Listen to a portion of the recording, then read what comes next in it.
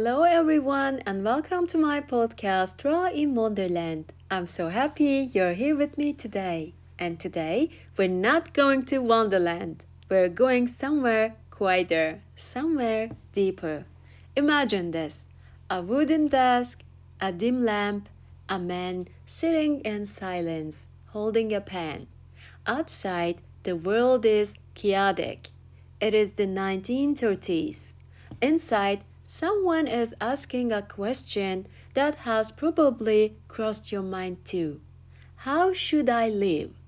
And the man answering this question is Carl Jung. So today, I want to invite you to sit with us, have a cup of coffee, and listen to two letters he wrote.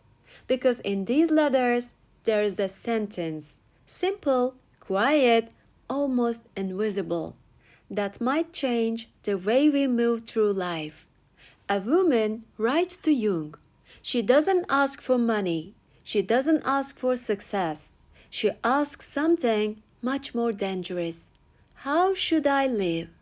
And Jung doesn't give her a grand philosophy. He doesn't give her a system. He doesn't give her a plan. Instead, he gently dismantles the question itself by telling her there is no single path, no universal answer, no formula that works for everyone. And then he says something incredibly simple.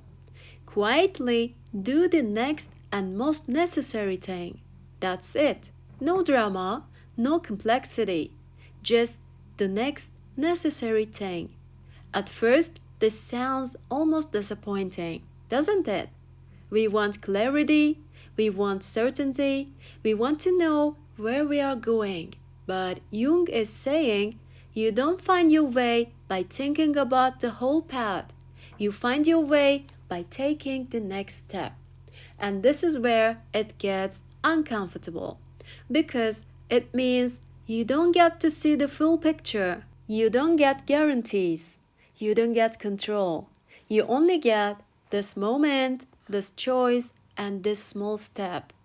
Now, imagine another person, not calm, not philosophical, but overwhelmed, confused, lost, maybe even a little desperate. This time, Jung writes to a man who feels stuck in life, tangled in his own thoughts and problems. And again, Jung doesn't analyze endlessly. He doesn't say, let's understand everything first. Instead, he says something like, when you are in a mess, don't try to solve everything at once. Just do the next thing with care, with attention. Again, not brilliance, not perfection, just the next thing, done with presence. Now I imagine myself sitting across from Jung.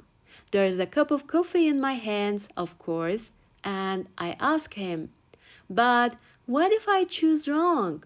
And I imagine him looking at me calmly and saying, you will, Ra. And somehow that doesn't feel scary. It feels human because Jung is not asking us to be perfect. He is asking us to be alive. So, what do these letters teach us? Not in a textbook way, but in a lived, felt way. Maybe this: life is not something you solve, it is something you participate in. Clarity doesn't come before action, it comes through action. You don't need to know your whole life, you only need to know your next step. And maybe the most important one, you can trust yourself, even when you don't feel certain. If this were Wonderland, there would be no map, no queen telling you where to go, no Cheshire cat giving you clear directions, just a path that appears only when you walk. And maybe that's not a problem. Maybe that's the magic. So today, I'll leave you with this gentle invitation. Instead of asking, what should I do with my life? Maybe you can ask, what is the next necessary thing? what is the next right thing to do. And then do it quietly, do it simply, and do it without overthinking. And trust that the path will meet you there. Until next time, stay curious, stay kind, and gently do the next right thing. Bye, guys!